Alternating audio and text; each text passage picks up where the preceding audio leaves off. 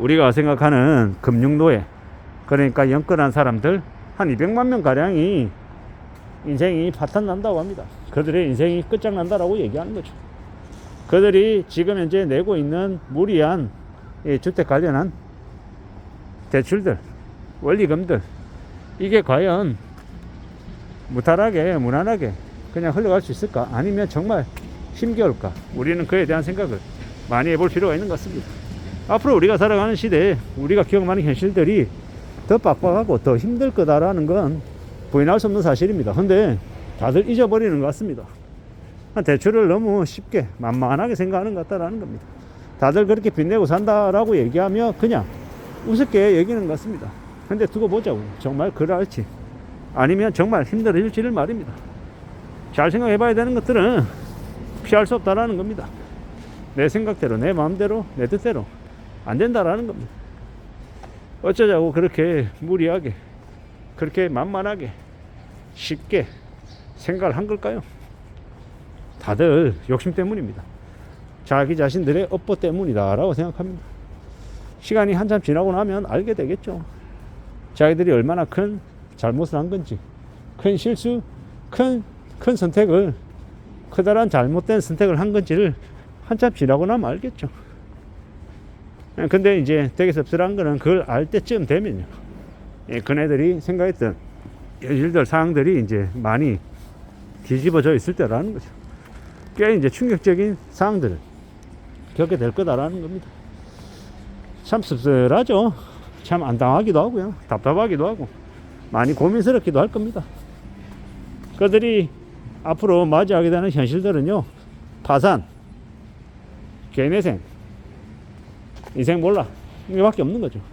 평생 동안 30년 40년 동안 금융노예로 원리금 300만원 350만원 내면서 허덕이며 살 것이냐, 아니면 두 손 두 발 들고 파산하고 그냥 놔버릴 것이냐, 아니면 개인회생 할 거냐, 뭐 몇 가지의 이제 안이 있을 겁니다만은 그 무엇이었든 간에 절대로 만만하거나 소홀하지는 않을 거다라는 겁니다.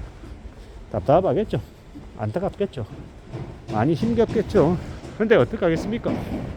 자신들이 선택한 결과이기 때문에 아마 더욱더 우려스럽고 더욱더 암담하고 더욱더 답답할 것 같습니다.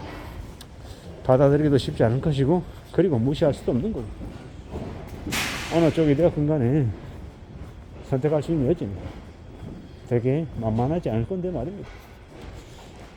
이제 그렇게 살아가는 거겠죠. 그렇게 또 지내는 걸 거고, 어떡하겠습니까? 누가 뭐라 하든 간에 그렇게 또 지내는 거고 또 살아가는 거고. 이제 봐야죠. 그들이 이제 진짜로 그렇게 많이 어려워질지, 아니면 또 어떻게든 극복하고 또 헤쳐나가고 언제 그랬냐는 듯이 또 다시 일어서게 될지는 사실 정확하게 알 수 없습니다. 근데 대체로 영끌한 사람들의 대부분은 아마 되게 힘겹게 살 거다라는 거, 그리고 극소수만 또 상황을 극복하고 이겨낼 거다라는 거. 참 많은 유사한 일들이 있었죠. 그리고 시간이 지나면 지날수록 그 어려움들, 그 고충들은 절대로 쉽지 않을 것 같다라는 겁니다. 잘 생각하고 잘 궁리하고 잘 따져볼 필요가 있는 것 같습니다. 우리가 생각하는 것 그 이상으로 우리의 삶이 절대로 만만하지 않다라는 것, 수월하지 않다라는 것 명심해야 될 겁니다. 잘 따져봐야 될 거다라는 겁니다. 살아가는 현실은, 삶은 무지하게 빡세다라는 것, 무지하게 어렵다라는 것 명심해야 된다라고 이야기하고 싶습니다. 살아가는 삶이, 현실이 참 만만하지 않은데 사람들이 너무 쉽게 생각하는 것 같아요. 너무 만만하게 생각하는 것 같아요. 왜 그러는 걸까요? 그냥 자신들의 인생이 학교 다닐 때 학원에서 쪽집게 가해 선생이 찍어주는 그런 형태로 살아왔기 때문이 아닌가 라는 생각을 해봅니다. 그리고 이제 지금 와서는요, 뭐가 잘못됐다라는 걸, 심상치 않다라는 걸 피부로 느끼는 거죠. 그리고 언제쯤 나아질까? 과연 언론에서 말하는 것처럼 자기들 인생이 끝난 걸까? 아니면 아직도 그래도 빠져나올 틈이 있는 걸까?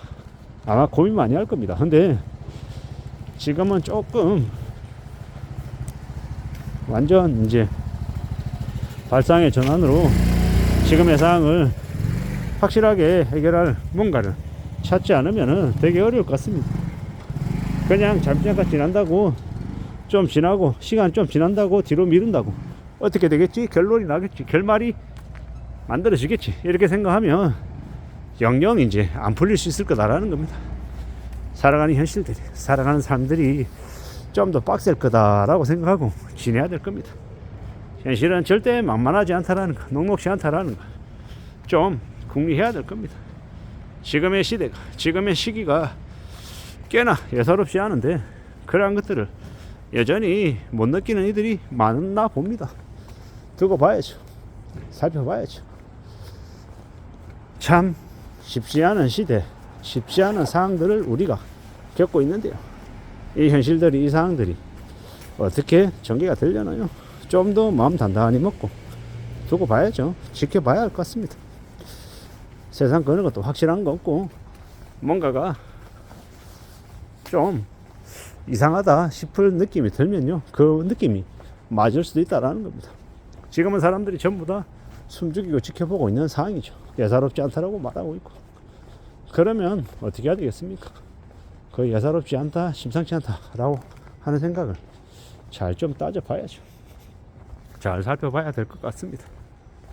좀 더 정신 차리고 살아가야 되고, 좀 더 마음을 굳게 먹어야 되고, 좀 더 예사롭지 않은 지금의 현실을 잘 생각하며 잘 좀 움직여 나가야 될 것 같습니다.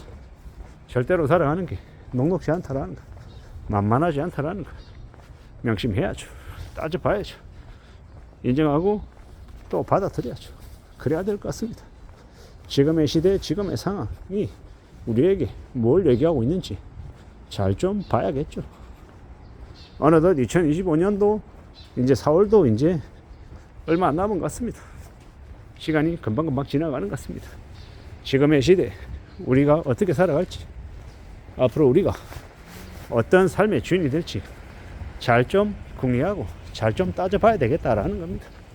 두려운 마음도 많이 생길 것이고요. 또 삶을 열심히 살아내야겠다라는 각오도 많이 생길 겁니다. 그 어느 것이든 간에 우리는 책임감을 가지고 좀 더 단단히 지켜보며 지낼 필요가 있겠다라는 겁니다. 그렇게 살 필요가 있다라고 보는 거죠. 착실하게, 차분하게 삶을 좀 만들어 나가는 게 좋을 것 같습니다. 지금의 시대 영끌하면 인생이 와르르 무너지니 최소 앞으로 3, 4년간은 부동산에 대한 관심 자체를 지워버리는 게 좋을 것 같습니다. 그렇게 살아야 삶이 지켜질 것 같네요. 그게 좀 더 필요한 시국이 지금인 것 같습니다. 착실하게 차분하게 자신의 일상을 잘 내다보고 열심히 성실하게 일상을 채워나가는 거, 챙기는 거, 그게 아마 제일 필요한 것 같습니다. 그렇게 살자라고 이야기하고 싶습니다. 이상입니다.